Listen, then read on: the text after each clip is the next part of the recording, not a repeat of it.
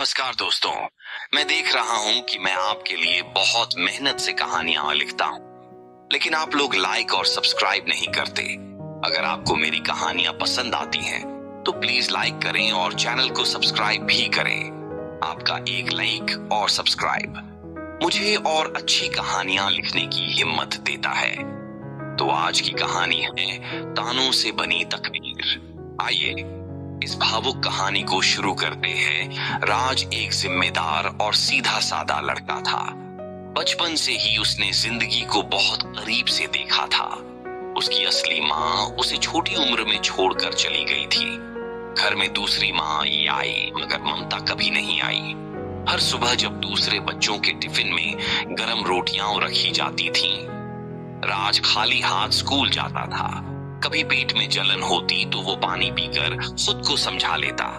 कपड़े खुद धोता, झाड़ू खुद लगाता, बर्तन खुद साफ करता। सौतेली माँ अक्सर कहती, तू हमारे लिए बोझ है। राज चुप रहता। शायद उसे भरोसा था कि एक दिन सब बदल जाएगा। समय बीता। उसकी शादी सुषमा से हो गई। सुषमा सीधी, समझदार और दिल की साफ थी। मगर शादी के बाद भी घर का माहौल नहीं बदला। अब ताने सिर्फ राज को नहीं, सुषमा को भी सुनने पड़ते थे। एक दिन दोनों ने गेला किया, अब हम अलग रहेंगे। हिम्मत करके राज ने हाँ कर दी। दोनों एक छोटे से किराए के कमरे में रहने लगे। राज ने एक छोटी दुकान में काम पकड़ लिया। कम कमाई थी, मगर इज्जत की रोटी थी। एक शाम राज का हुआ घर लौटा।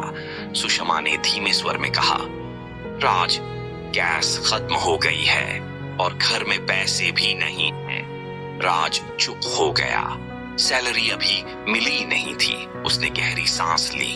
ठीक है, पापा से मांग कर आता हूँ, शायद दे दें। दिल में थोड़ी उम्मीद, थोड़ी शर्म और थोड़ी घबराहट लेकर वो पिता के घर पहुंचा। पापा, गैस खत्म हो गई है, थोड़ा पैसा चाहिए। पिता ने बिना उसकी ओर देखे कहा, मेरे पास तेरे लिए एक पैसा नहीं है। जा कहीं से भीख मांग कर खा। तू भी भीख मांग, तेरी घरवाली भी, और आगे से मेरे पास मत आना। ये शब्द तीर की तरह उसके सीने में धंस गए। वो बिना कुछ बोले वापस लौट आया। कदम भारी थे, आंखें नम थीं और दिल टूटा हुआ। घर पहुंचा तो सुषमा ने उसके चेहरे को पढ़ लिया। क्या हुआ राज? राज की आवाज कांप गई। पापा ने कहा, जा भीख मांग। इतना कहते ही उसकी आंखों से आंसू बह निकले। वो पहली बार सुषमा के सामने रोया। क्या मैं इतना भी काबिल नहीं हूं? अपने घर के लिए 2 वक्त की रोटी भी नहीं ला सकता। सुषमा ने उसका हाथ थाम लिया। राज, हम गरीब हैं, मगर भिखारी नहीं। हम भूखे सो जाएंगे, पर हाथ नहीं फैलाएंगे। उस रात घर में खाना नहीं बना। दोनों ने सिर्फ पानी पिया। राज खिड़की के पास बैठा रहा। उसे अपना बचपन याद आया। खाली टिफिन, भूखा पेट और बोझ कहलाने का दर्द। अगली सुबह वो बिना कुछ खाए काम पर गया।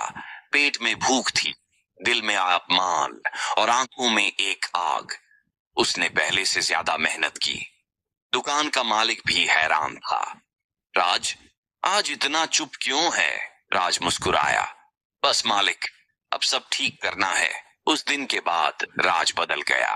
हर ताना उसके लिए ताकत बन गया। हर अपमान उसकी मेहनत का ईंधन बन गया। महीनों बाद उसने अपनी छोटी सी ठेली लगाई। सुषमा की आंखों में खुशी के आंसू थे। देखा, राज भीख नहीं मांगी, मेहनत की। वक्त बदला, ठेली दुकान बनी, दुकान बड़ी हो गई।